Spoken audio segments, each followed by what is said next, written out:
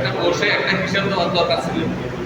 এক বছরে আমরা কি পাইছি কি দিছি, এটা আমাদের সিনিয়র নেতৃবৃন্দকে একদিন বসে এটা হিসাব টিসাব করে আমাদের নেতৃবৃন্দ জানিয়ে দেওয়া 1 থেকে 9 নাম্বার ওয়ার্ডে কোন কয়জনে কী কাজ করতেছে এটা একটা হিসাব দেওয়া আমাদের প্রত্যেকের দরকার। কারণ এখন আমরা ক্ষমতায় আসি নাই, এখন কেয়ারটেকার সরকার। এই অবস্থায় আমরা যেগুলো করতেছি আমাদের দলীয় সরকার আসলে যে কী হবে এটা আমরা নিজেরাও জানি না। আমি বাজারে মুরগি বিক্রি করতে পারবো না, ওই অবস্থা করতেছি। আগেও বলছি এখন বলতেছি নেতৃবৃন্দকে যে আপনার সিনিয়র থানা থেকে যারা এখানে সবাই আছে আপনাদেরকে একটু ডিস্টেন্স করতেছি যে এগুলো আপনারা তদারকি করেন কী চলতেছে এলাকায় করেন।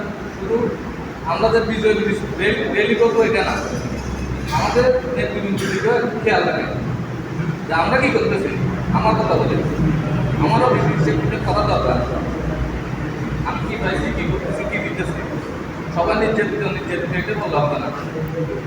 দলের জন্য কী করতেছি, দলের কি সুনাম আসতেছে, ভবিষ্যতে কি সুনাম আসতেছে, কি আমরা কি ভোট চাইতে পারবো মানুষের কাছে, আমাদেরকে চাইতে হবে ভোটের জন্য। আমাদের উপর থেকে আজকে 17 বছর আমরা এই যে আন্দোলন সংগ্রাম করছি ভোটের জন্য আমরা আন্দোলন সংগ্রাম করছি।